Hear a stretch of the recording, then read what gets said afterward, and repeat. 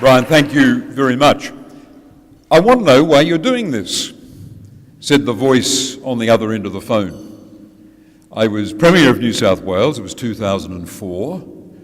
I'd been seduced by the man we're honouring tonight to agree to present a Peace Prize to Hanan Ashrari, and, as he knows better than I, all hell broke loose.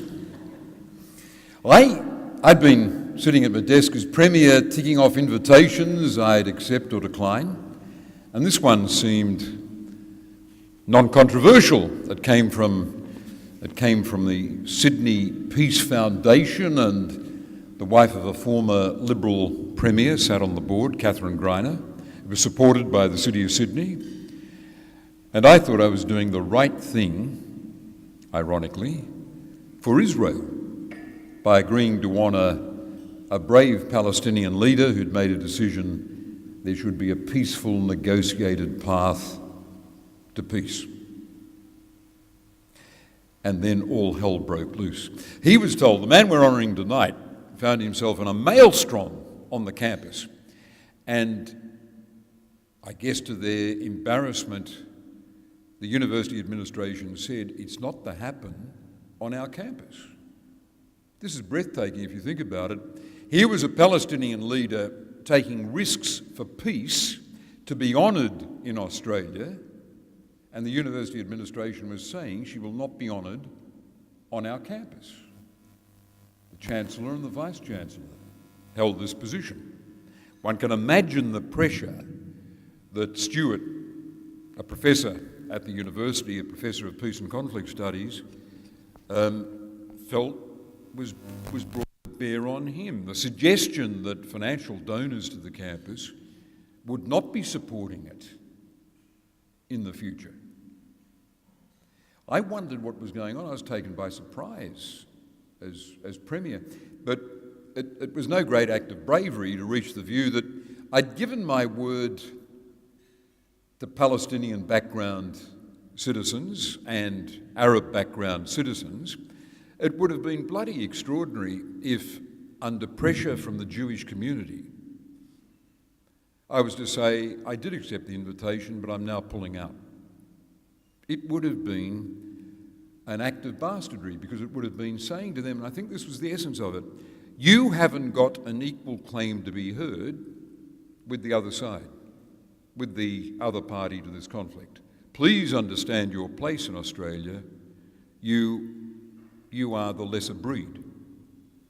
A political campaign mounted by the Jewish community will always get a premier to change his mind and not present a peace prize to a Palestinian. That would have been the unmistakable interpretation if I'd given in, and it wasn't a brave decision to stick with my original instinct.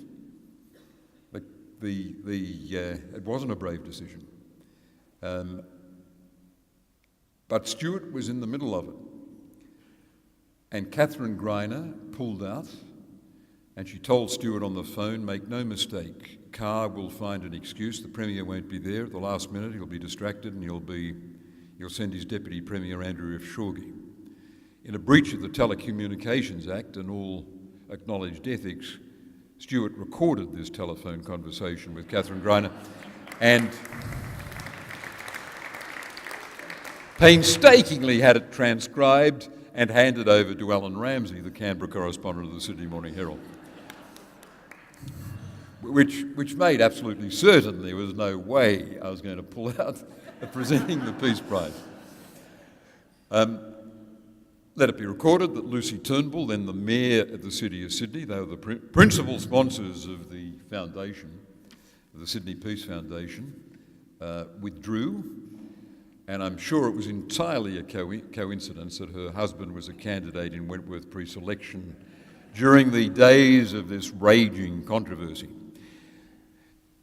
The voice on the other end of the phone was someone whose name you would know, one of the preeminent figures in Sydney business, a titan of industry.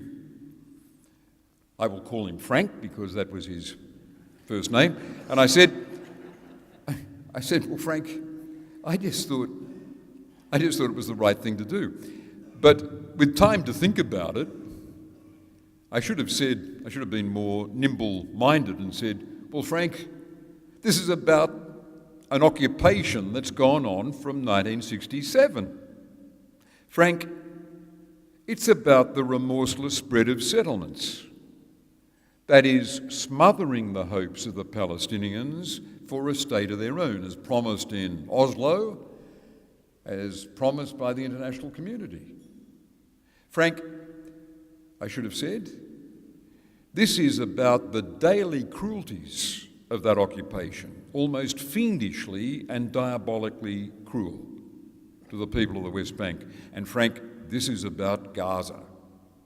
This is about people who didn't live there before 1948, most of whom have got keys to the house they did live in a bottom drawer, and are in this vast prison or refugee camp, conditions appalling, knowing they're not likely to have a state of their own, not likely to have any other options in their life. Frank, this is about people who had farms and apartments and city houses and orchards, who from 1948 were living in single rooms in refugee camps in Lebanon or Jordan or Syria, without running water and without toilets. This is about, and this was the final line, if I'd been more prepared, I would have used, this is about us regarding them as an equal people with equal claims to humanity. And when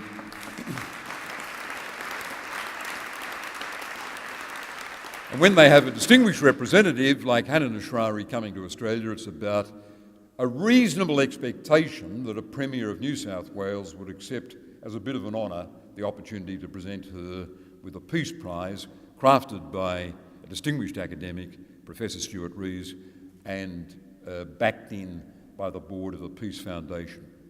The interesting thing was I got massive community support, Stuart got massive community support on that, because all of New South Wales, I think, saw it as a reasonable expectation of Palestinians that they be granted that equal claim to humanity.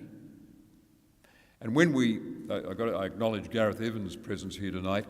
Gareth was hovering around that Labor government in 2012, making it very clear to me and cabinet colleagues that he and his old mate Bob Hawke thought, I'm quoting Gareth, it would be the worst foreign policy decision by Australia in 20 years if at the UN in November 2012 we voted no to the resolution to lift the status of the Palestinian delegation.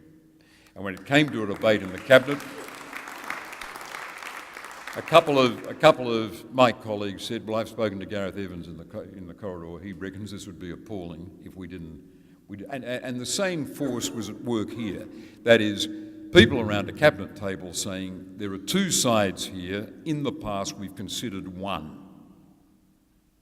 And now the Palestinians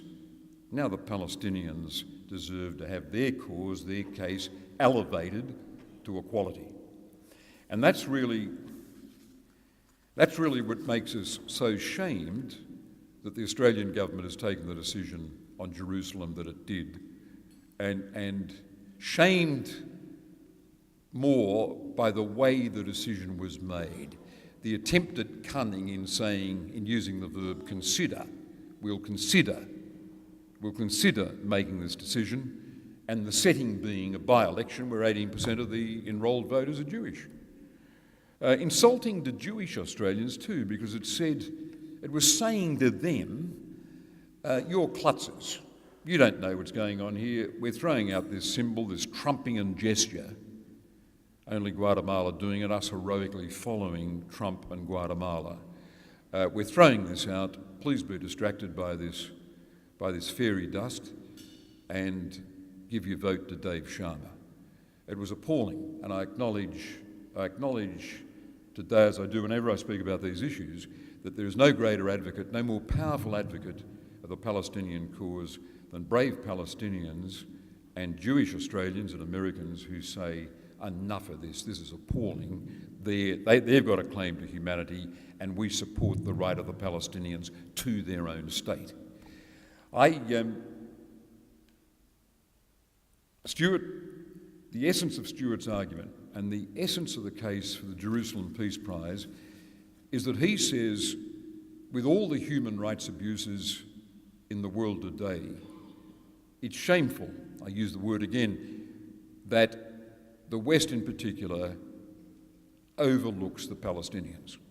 With his visits to Gaza and his frequent advocacy, his tours of the West Bank and his bravery on the campus in risking everything, in taking a stand for Palestinian dignity, he's saying attention must be paid. This cannot be overlooked any longer. This is a shame, it's a disgrace, we're all challenged by it. And his advocacy is also a reminder of the great notion of Jerusalem truly as a city of peace. This is the Jerusalem Peace Prize. The notion is that Jerusalem, with all it encapsulates, can be a city where people of different faiths walk the streets, converse together, explore one another's spirituality. Can you imagine the appeal of going to a Jerusalem that is the capital of both a Palestinian state and a Jewish state, living side by side with mutual respect, the genius of both peoples being allowed to flourish. In honouring Stuart Rees tonight, we honour his work for peace, his reminder, his constant reminder that the cause of the Palestinians can't be overlooked with the distraction of all else bad that's happening in the world, and his notion that in Jerusalem there can be a symbol of peace so strong it will encourage people to solve other human rights challenges and address other crises as we resolve this one. So easy to address, by the way. As Gareth Evans has reminded us in his writing over 20 years, we know what the final status issues are. We know what the map can be, the map of the West Bank, the division, if required, in Jerusalem. We are so close to it, we've been so close to it many times. Let the advocacy for peace and the rights and humanity of the Palestinians go on till we make the final decisions that can get us here. Ladies and gentlemen, join me in this great honour of extending the Jerusalem Prize to Stuart Rees, who's taken his own risks for peace.